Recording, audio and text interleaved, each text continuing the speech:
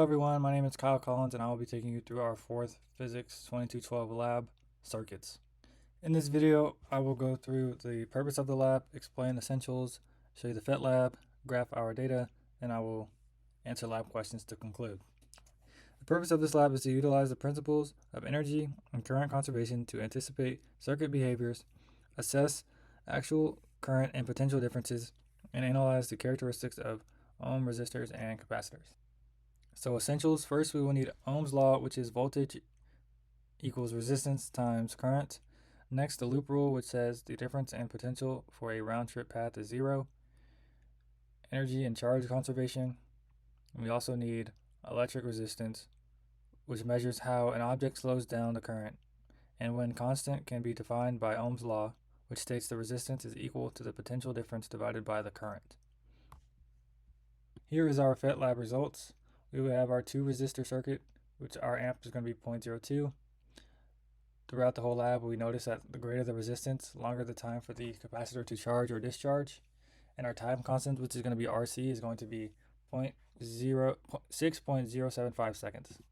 Here is an example of what we're going to be looking through today. We have our system, it's going to be the voltmeter, and our surroundings are going to be the circuit. So all this, the batteries, the capacitors, all of that stuff. Here we were asked to include 2 1.5 volt batteries, 2 resistors, 47 ohms and 100 ohms, 2 ammeters, and with that we knew the current was 0.025 as displayed on the screen, and we were able to actually predict our own current, which was we had to use loop rule, and we put the voltage of the batteries over the resistors, and we got 3 over 1.47 to give us 0.0204. In this section of the lab, we were told to connect a voltmeter instead of an ammeter, and with this, the current was 0, and we predicted it was going to be 0 because it was an open circuit. However, this would not be the case if it were in real life, but we will get to that later. But yeah. Here is a graph we had to fill out. So we know the voltage was going to start at 3, so the battery's here. It starts at 3. When it gets to the first capacitor, it's going to decrease in voltage. We found that was 0.96. And when it goes to the wire, it does not move. And then once it reached the 100 ohm capacitor, it went down significantly, 2.04 volts. And after that, it was basically 0. So here we were told to put an ammeter parallel with the 100 ohm resistor, and since the ammeter has a very low resistance, meaning that almost all the current will go through the ammeter instead of the capacitor or resistor.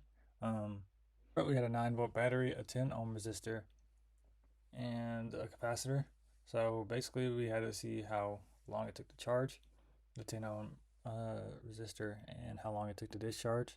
So charging took 15.28 seconds and discharging took 15.24 seconds. However, when we look at this is the same exact thing. We just changed it to a 20 ohm resistor, and that was 28.53 seconds to charge and 28.45 seconds to discharge. So basically, this means that the more it should be 20, I'm sorry. The more ohms the resistor has, the longer it takes to charge, which was a thing we said in the looking at our results.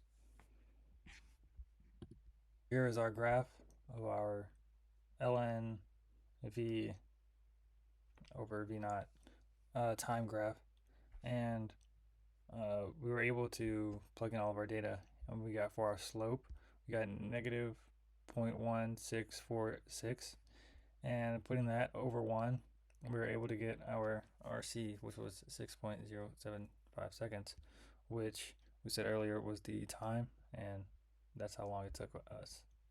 Every lab has error. I could have read the ammeter incorrectly, rounding, timing, but this lab was done in PHYS lab, so most of the calculations and everything should have been correct. But yeah, every lab has some type of error when doing it, so always account for some error.